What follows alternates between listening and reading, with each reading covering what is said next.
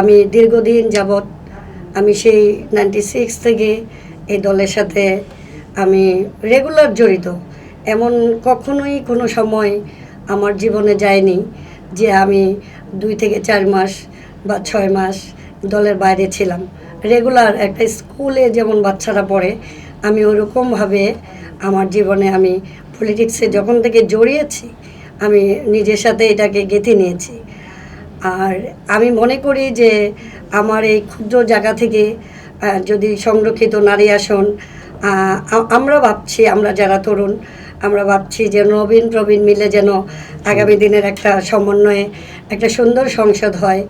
আর আমরা যারা ত্যাগী, আমি মনে করি আমি অনেক ত্যাগী, আমি অনেক সময় আমি দুঃসময় রাজপথে ছিলাম।